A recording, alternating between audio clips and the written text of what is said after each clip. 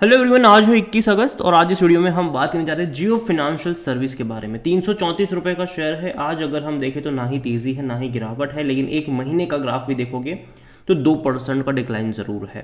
पहले एक गिरावट यहाँ पर आई ज़रूर थी 311 पर जाने के बाद, एक अगले ही दिन एक बड़ा मूव यहाँ पर आ गया। ठीक है, और अभी भी देखा जाए तो ये उसी रेंज के आसपास है, कोशिश कर रहा है धीरे धीरे ऊपर जाने की। यहाँ पर देखोगे तो पिछले 4 ट्रेडिंग सेशन में अच्छी तेज़ी पकड़ी ज़रूर है। 320 रुपये से धीरे धीरे करके 334 पर आया है ये। बात करेंगे वीडियो में इसके बारे में, लेकिन उससे पहले अगर आपने अभी तक चैनल को सब्सक्राइब नहीं किया है तो प्लीज़ अभी इसे सब्सक्राइब कर लीजिए, क्योंकि आगे भी बहुत सारे वीडियोज़ हैं जो आपको काफ़ी ज़्यादा हेल्प करेंगे।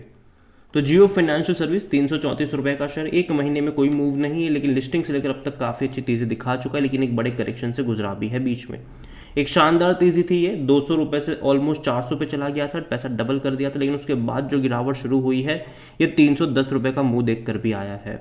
अब फिर से कोशिश कर रहा है, अटेम्प्ट कर रहा है तेज़ी दिखाने की, और आने वाले टाइम में जो खबरें यहाँ पर देखने को मिलने वाली है वो इंटरेस्टिंग होने वाली है। सबसे पहली अपडेट तो यहाँ पर यही है कि इनकी 30 अगस्त को इनकी पहली एनुअल जनरल मीटिंग होने वाली है, और रिलायंस की एनुअल जनरल मीटिंग हर बार काफ़ी एक्साइटिंग होती है, कई सारी अनाउंसमेंट हमें देखने को मिलती है। तो जियो फाइनेंशियल से भी मैं कुछ ऐसे ही उम्मीद कर रहा हूँ। रीज़न ये है कि भाई साहब बहुत सारे बिजनेस में कंपनी एंटर कर रही है, बहुत सारे बिजनेस में, और लाइसेंस मिलने की देरी है इनको। ठीक है, तो यहाँ पर मैं उम्मीद कर रहा हूँ कि कोई बड़ी अनाउंसमेंट हमें इस एनुअल जनरल मीटिंग में देखने को मिल जाएगी। 2 बजे है 30 तारीख को, देखते हैं कि क्या अनाउंसमेंट देखने को मिलती है, और उस हिसाब से मुझे लगता है कि शेयर रिएक्ट ज़रूर करेगा। इवन एनुअल जनरल मीटिंग से पहले थोड़ी बहुत तेज़ी दिखाएगा, ये मैंने कहा था, और ऑलरेडी पिछले 4 दिनों में हमें तेज़ी देखने को मिल भी रही है। यहाँ पर कंपनी अगर आप देखोगे तो लगातार सब्सिडी पे सब्सिडी कंपनियाँ बनाती जा रही है। यहाँ पर देखोगे तो जियो फाइनेंशियल जो सर्विस है has incorporated a new wholly owned subsidiary. एक है भैया Jio finance platform and service limited.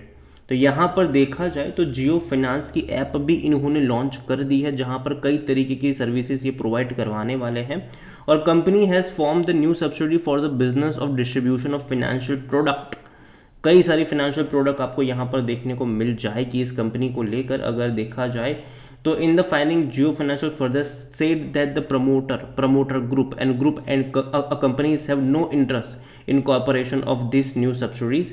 The development comes as Jio Financial Service continues to expand the presence of financial जो सेक्टर है वहाँ पर, और जो डीमर्ज होने के बाद इनका पूरा का पूरा जो फोकस यहाँ पर होने वाला है भाई साहब, ये इसी कंपनी पे बहुत ज़्यादा होने वाला है। यहाँ पर अगर आप देखोगे तो जियो फाइनेंस ऐप इन्होंने जो बेटा वर्जन में लॉन्च करी है, जो आपको अलग अलग बैंकिंग सर्विसेज प्रोवाइड करवा रही है, जिसमें से यूपीआई भी है, म्यूचुअल फंड लोन्स भी आपको देखने को मिलेंगे, और कंपनी का प्लान है कि इसी के अंदर होम लोन का भी आपको फ्यूचर में मिल जाएगा। ऐप ऑलरेडी यहाँ पर तकरीबन 5 लाख डाउनलोड्स हो चुके हैं इस ऐप में, और आगे और डाउनलोड्स होते आपको नज़र भी आएंगे। यहाँ पर हम सबको पता है कि जियो ने बोला था कि भैया हमको एनबीएफसी का नहीं सीआईसी का दर्जा चाहिए, कोर इन्वेस्टमेंट कंपनी का, और आरबीआई ने उनको वो दे भी दिया है। तो अब यहाँ से जो पूरा का पूरा स्ट्रक्चर चेंज होगा वो काफ़ी आसान रहने वाला है इस कंपनी के लिए। जियो अगर आप देखो आज वॉल्यूम देखें तो 62 लाख से भी ज़्यादा के शेयर्स यहाँ पर ट्रेड होते नजर आए हैं। ऑल टाइम हाई 395 का है, लो तकरीबन 202 रुपये का है।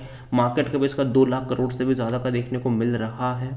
और जहाँ तक बात करी जाए इस कंपनी में, according to Moneycontrol user कोई भी खरीदने या बेचने की बात नहीं कर रहा है, हर कोई कह रहा है होल्ड करो। मैं इतना ही कहूँगा, कभी भी बेचने वाला शेयर नहीं है ये, और ये मैं लंबे समय से बोल रहा हूँ, ये बेचने वाला शेयर है ही नहीं।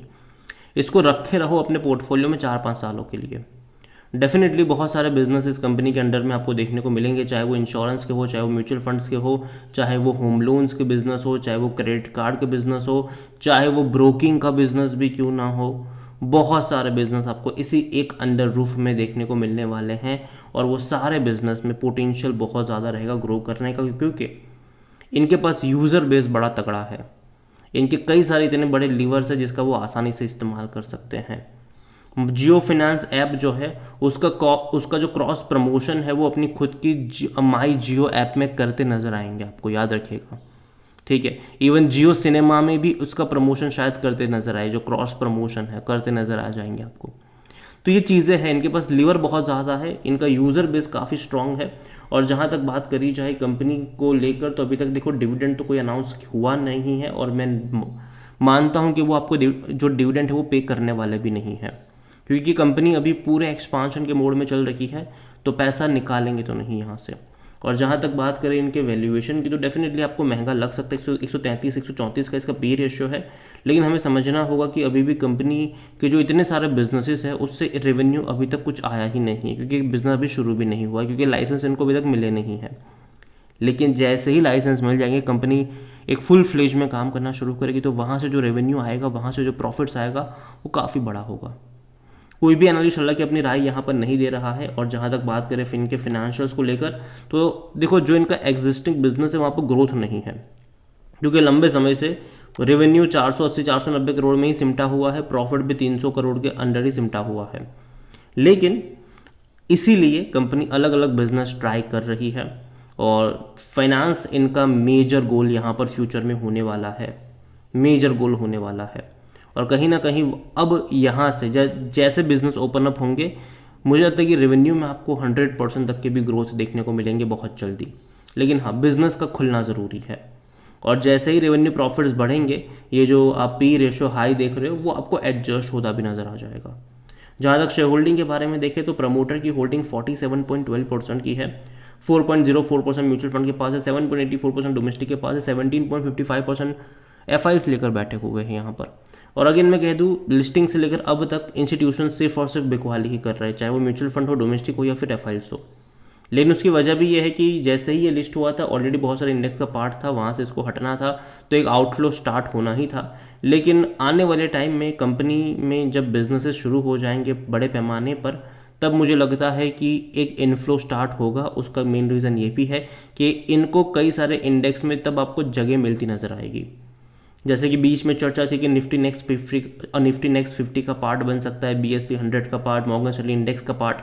तो जैसे जैसे वो चीज़ें एग्जीक्यूट होती जाएगी, वैसे वैसे इनके रेवेन्यू, इनके प्रॉफिट्स में आपको एक अच्छी खासी तेज़ी देखने को मिलेगी, क्योंकि इनका इनफ्लो भी बढ़ेगा, इनका इनफ्लो बढ़ेगा उससे, और रेवेन्यू प्रॉफिट तो इनके बिजनेस से ही बढ़ेगा, इनका इनफ्लो बढ़ जाएगा वहाँ से। तो जो इंस्टीट्यूशंस जो भाग रहे हैं वो कल को एंटर करते भी आपको नज़र आ सकते हैं। तो यहाँ पर जियो फाइनेंशियल सर्विस में इतना ही कहूँगा आपसे कि देखिए, कंपनी खराब नहीं है, कंपनी के पास इनफ पैसा है, उसमें कोई शक नहीं है। और इस कंपनी में जियो फाइनेंशियल के पास भाई रिलायंस इंडस्ट्रीज़ का भी एक अच्छा खासा हिस्सा है, ठीक है, तकरीबन 6.5% का हिस्सा है, ऑलमोस्ट 6.5% का हिस्सा है, और रिलायंस इंडस्ट्रीज़ का तो उसका भी देखो तो बहुत बहुत बड़ा अमाउंट वो भी बनता है यहाँ पर। तो अगर आपके पास है शेयर, तो देखो मैं होल्ड करने की ही बात करूँगा। जहाँ तक बात आती है फ्रेश बाइंग की, मैं कई बार बोल चुका हूँ, हर 10% के डिक्लाइन पर बाय ऑन डिप्स का अप्रोच होना चाहिए, नज़रिया 4-5 सालों का होना चाहिए यहाँ पर। और 30 तारीख को मैं कुछ धमाकेदार न्यूज़ की एक्सपेक्टेशन कर रहा हूँ। अगेन ये मेरा पर्सपेक्शन है कि ये मेरा मानना है कि ऐसा होगा। मैं ये नहीं कह रहा हूँ कि कुछ बड़ी अपडेट्स से आएगी, लेकिन हाँ, पहली एनुअल जनरल मीटिंग है, तो भाई साहब कुछ तो नया लेकर आएंगे, ये मैं मान के चल रहा हूँ। ये मेरा मानना है, बाकी मर्जी आपकी है। कोई बाय सेल रिकमेंडेशन नहीं है मेरी यहाँ पर। वीडियो को यहीं पे एंड करता हूँ। पसंद आया हो तो लाइक करो, शेयर करो, चैनल पर पहली बार है तो प्लीज़ सब्सक्राइब करें। और जियो फाइनेंशियल सर्विस के बारे में आप क्या सोचते हैं वो भी आप मुझे कमेंट में लिख के बता सकते हैं। Thank you.